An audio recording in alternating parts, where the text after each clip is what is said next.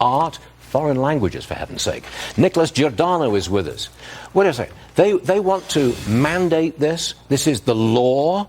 It's legislated. You gotta do this. Is that true? That's correct. And we're talking every subject, as you just stated. If it was science class, it would be one thing. But this is every subject. And you look at the language in the new standards, particularly New Jersey, who's spearheading this effort, and they say that climate change must be approached from a climate justice perspective in each lesson. Must be? Must be. Wow. And think about it this way. Students teaching social studies and physical education and foreign languages, they weren't trained in climate change science, but now they're forced to teach it. And so it shows that it's about indoctrination and activism. I mean, you just brought up the proficiency rating for reading. Yeah. History's at 13%. American civics, 22%. Math, 23%. We have dropped in the worldwide rankings, the PISA rankings.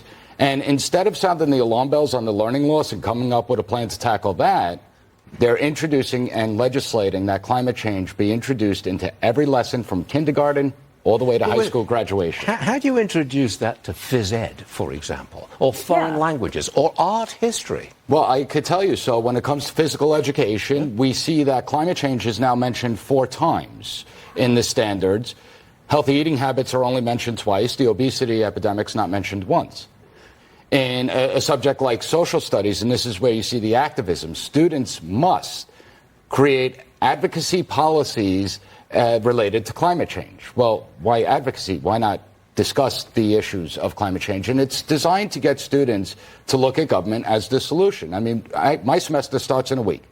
90% of my students can't differentiate between the United States Constitution and Russian Constitution. 86% can't pass a basic citizenship exam.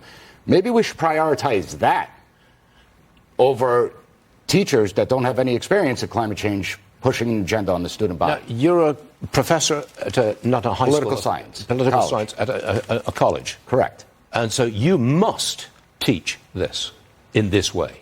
Well, no, this is K through 12. Right. Okay. So when they get to my class, they're going to be so focused in K through 12 on climate change, they're really not going to have any understanding of American government. But that's kind of the point, that if you don't understand the government and the powers of government, you're willing to give unlimited power. Yeah. And that's why at campus reform, we're sounding the alarm bells, because academic excellence, intellectual curiosity, education, it's going out the window. And it's being replaced by this groupthink mentality where you're forced to think one way. Only one narrative is right.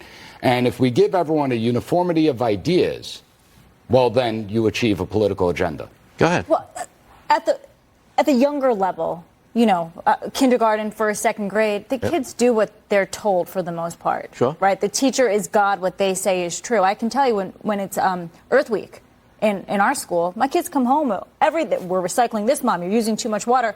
I'm fine with that. But they absorb everything that they're told. So if we're starting on that small level, they're going to be listening all the way up and indoctrinated. It is an active indoctrination appeal to children. Correct. Get them as young as you possibly can, and they'll stick with you all the way through. Are we creating an entire generation of climate activists? Yes, we are. We've already created them. We are creating them, and it's being reinforced. But my concern is that it's based on fear. I mean, we're already seeing poll numbers that kids between the ages of 13 and 17, the majority of them have a fear of climate change. And you have them angry and feeling guilty that they're responsible for it. Yeah. When you look at polls for 18 to 24-year-olds, 1/3 of them are reconsidering having children. And over 60%, again, are angry about climate change. So we're already seeing the real-world impacts before this actually goes live in more states. Right now, New Jersey is the one that led the way. You see California, Connecticut, New York following suit.